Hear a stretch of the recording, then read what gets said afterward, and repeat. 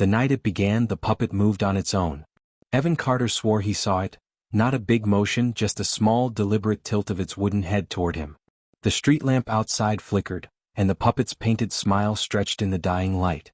Evan's breath froze. He told himself it was his imagination. But deep down he knew he wasn't wrong. Because no matter where he placed it in the room, the puppet always faced him again. Always. That night, something whispered inside the walls of the house. Thin, rasping, patient. And as Evan tried to sleep, the puppet shuffled just half an inch closer.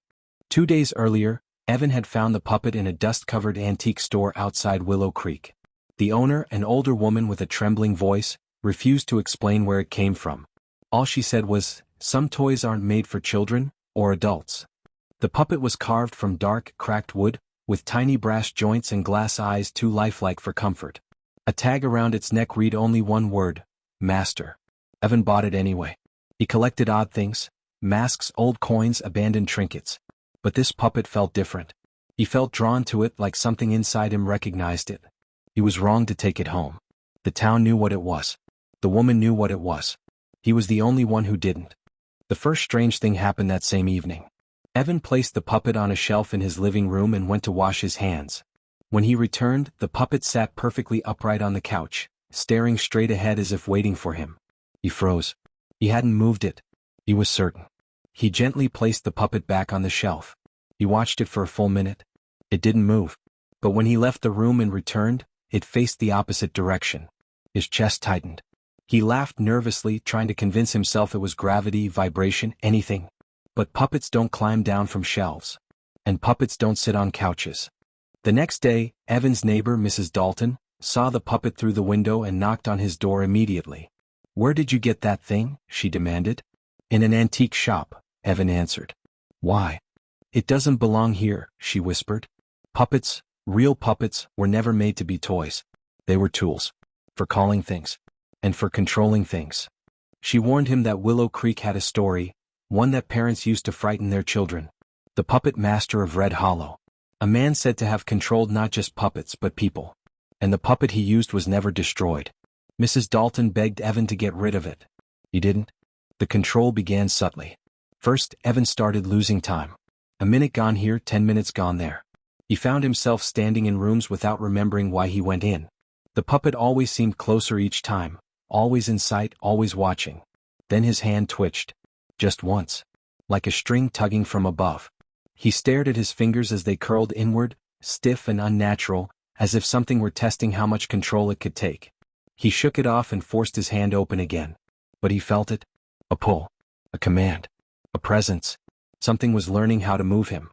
That night, Evan heard footsteps. Light ones. Measured ones. Small wooden taps across the floor. He sat up in bed, heart pounding. The sound stopped at his bedroom door.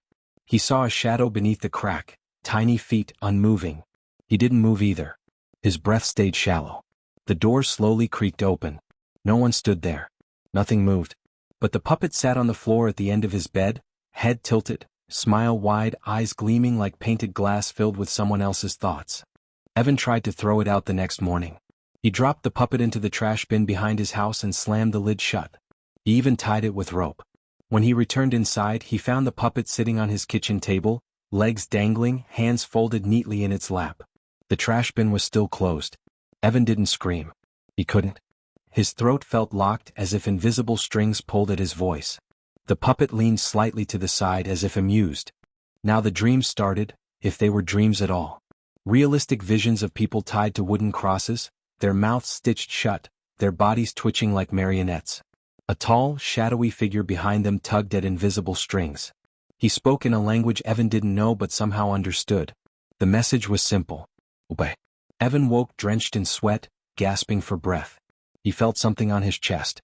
The puppet. Sitting directly on him. Its hands resting lightly over his collarbone. Desperate, Evan returned to the antique shop, but the building was empty.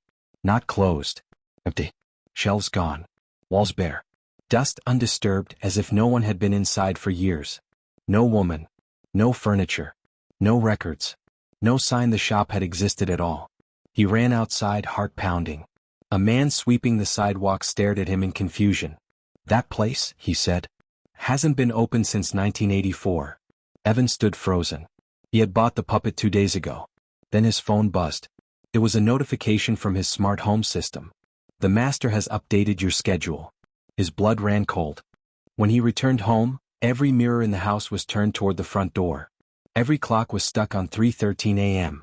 And every light flickered in the same rhythmic pattern. Like a hand tapping out commands. He stepped inside slowly. The puppet sat in the center of the living room rug. Straight-backed. Hands raised. Strings dangling from its wrists that weren't there before. Evan felt his own arms lift slightly. His fingers tightened. His breath caught in his throat. The puppet's glass eyes narrowed just a fraction. And in that moment, Evan understood the truth. The puppet didn't want to be his possession. It wanted him to be its. The strings weren't for the toy. They were for him.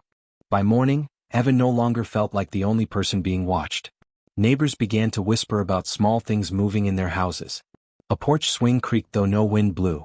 A radio tuned itself to a strange static that hummed like a lullaby. Mrs. Dalton brought over jam and sat quietly at Evan's table, eyes darting to the shelf where the puppet had once been. "You have to tell someone," she said. "This town has old bones. Some things you wake, you can't sleep again."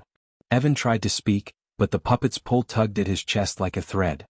He swallowed and only managed, "I'm trying." When young Sarah Keene's dog stopped barking and lay perfectly still, the town began to act. People stopped leaving doors unlocked. Someone nailed a wooden cross above the town hall entrance. The mayor called a meeting. The police booked extra patrols, though no one knew what to look for. Sheriff Hale, a broad-shouldered man with tired eyes, told the crowd, "We don't do curses, folks. We do facts."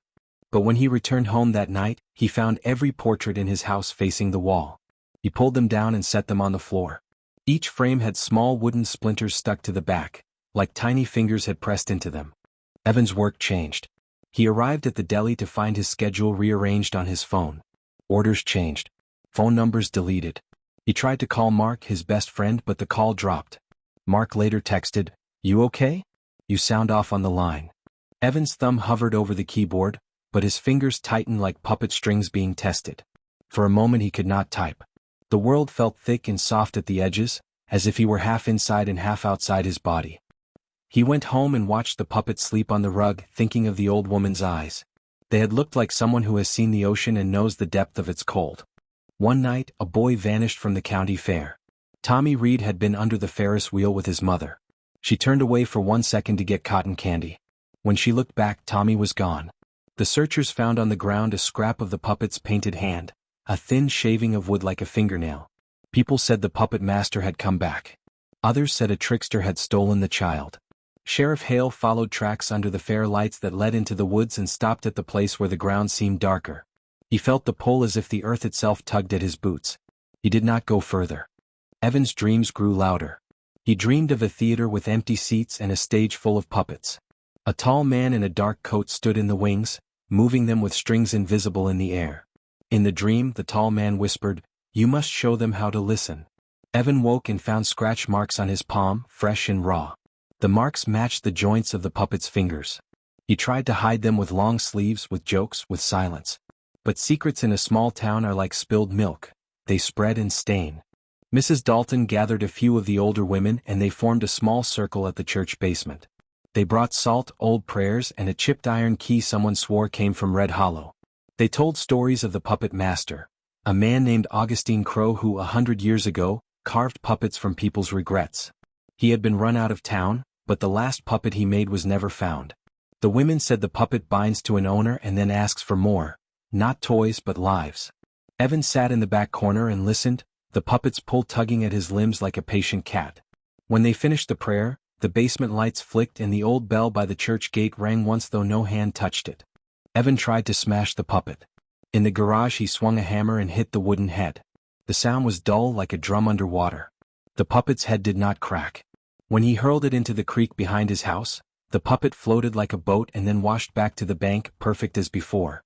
He chased it and found the puppet sitting on a rock, its strings tangled in the reeds like roots. He reached for it and suddenly his hand moved in a way he did not want. His fingers wrapped gently around the puppet's wrist. The puppet's glass eyes reflected his face, but inside them was not him. It was a tiny theater where small people bowed and rose over and over. The town grew afraid to sleep. People took turns watching each other's houses. Lights burned through the night. But the puppet worked in silence. It did not shout. It did not break windows. It bent the smallest things. A misplaced key, a wrong turn, a forgotten appointment. Once, two neighbors argued and then reconciled in a way that left them both empty and calm, as though someone had smoothed their edges. Children stopped singing. The school canceled recess. Parents walked their younger kids by the hand like people guiding fragile lamps. A young woman named Ellie Moore, who worked at the library, read about Augustine Crow in a brittle newspaper from 1912. She found the old man's picture: thin, sharp eyes, a collar like a priest, and hands too clever for kindness. The article said Crow had been tried for witchcraft and left with a warning sewn into his coat: never give someone else your strings.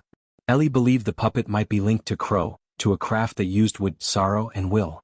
She wrote a note to Evan, slipped it under his door, and ran to the creek. But when she tried to call him, her phone showed no signal, though the whole town's lights were on. Her stomach turned. The puppet wanted them isolated. On the 10th night, Evan, Mrs. Dalton, Ellie, Sheriff Hale, and Judd gathered at the edge of Red Hollow, carrying torches in fear they tried to hide.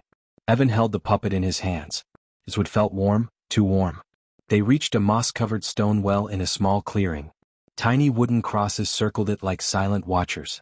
Before anyone spoke, the puppet lifted one wooden finger and traced the rim of the well by itself. Then a sound rose from the darkness below, soft tapping, like dozens of tiny wooden feet moving in unison. The puppet's head snapped upward. In a hollow, breathless whisper it said, "You didn't choose me. I chose you." The ground trembled. Invisible strings stretched from the air and wrapped around Evan's wrists, tightening slowly. Ellie gasped as the torchlight revealed multiple puppet-shaped shadows forming around them, though nothing stood there. Evan tried to move. He couldn't. A voice, not human, not wooden, but something ancient, echoed from inside the well. "Your strings are mine now." The torches flickered out. Darkness fell like a curtain.